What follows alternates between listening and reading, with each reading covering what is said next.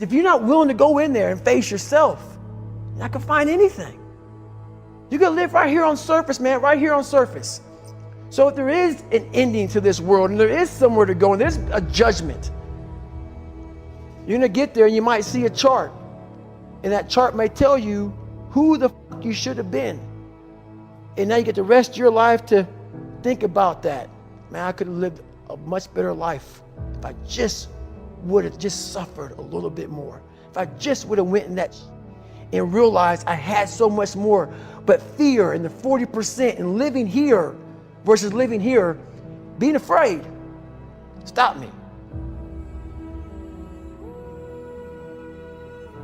Your biggest enemy, the most important conversation you will ever have in your life is the one you have with yourself. You wake up with it, you walk around with it, you go to bed with it, eventually you're gonna act on it, whether you're good or bad. You have to, that's why the whole thing about this book I have, it's about you. It is about you. It's strictly about you finding who you are. So many people die, live 100 years, never fucking know who they are. Never know who they are. You have to look in that mirror and know there's so much more in here, man. Because I can literally right now be a 300-pound guy spraying for cockroaches still to this day if I did not look in that mirror and say, there has to be more to this. This can't be it. And then willing to go into it, dive deep into it, and give all I have to find it. So that's what all that's about. Let's say there's 10 people in this room, and we're all mediocre. But I'm the best of the mediocre people. I now think I'm great. I'm great. We surround ourselves around people that make us feel great. They tell us what we want to hear. The second we put ourselves amongst the uncommon people, we don't like that feeling, that challenging feeling of that person who's waking up at 3:30 in the morning and say, hey, push your on, we're going for a run. We don't like that challenge. We like that person who says, hey, you know, man, I don't feel good today, man. And they say, oh, it's okay, brother. We'll take a day off, man. We'll get a pizza and watch the game. We like that. We love that feeling. Why? Because you understand, man, we're good, bro. We don't want that motherfuckers like this. Hey, man, no, bro. Get your fucking shit on, man. Stop being a punk. We don't want that in our lives. We don't want that person who's constantly challenging our weaknesses. We want that person who's constantly, making us feel nice and good and secure in ours. That's the mediocrity of life. We want to be the best amongst the average people.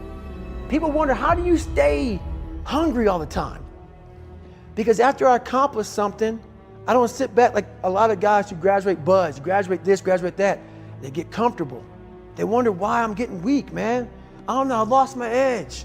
What's going on? Because once you hit the top of the fucking mountain, guess what happened? I'm good. I'm good, so you wonder why you're falling down now. Because once you reach the top of the mountain, you gotta build another one. That's mediocrity.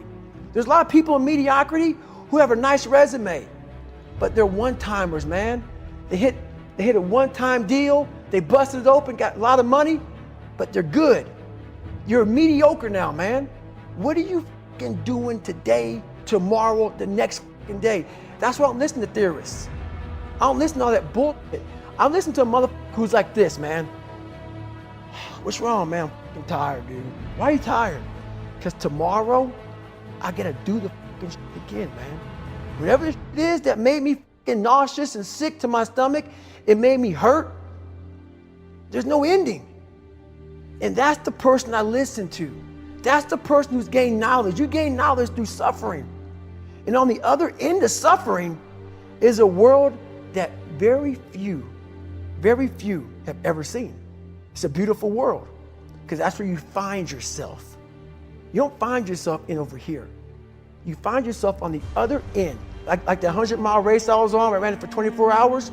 I found myself on the other end of that race.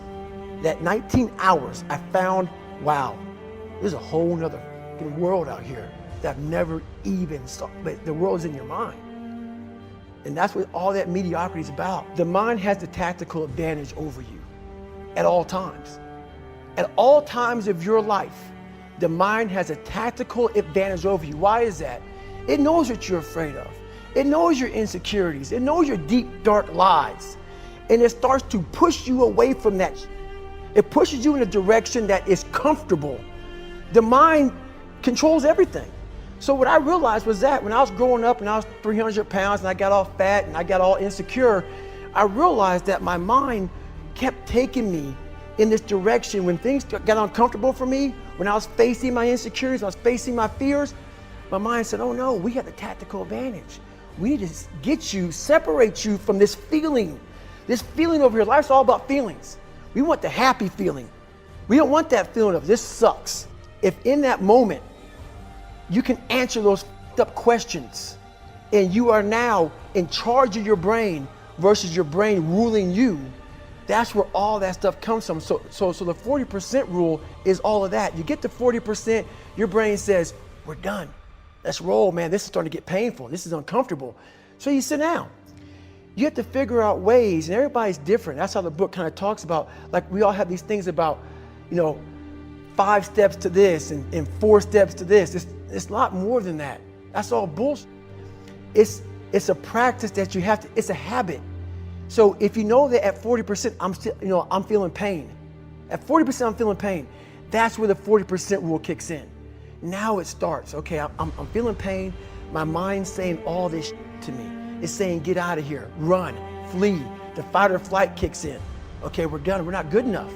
It starts telling you all these things. You start to believe it because the mind controls all. This is the time where you have to gain control back of your mind. It's okay. Let me see if I can go 45%. And once you start giving yourself more and more hope and start realizing, okay, the mind starts to be, okay, what are you doing?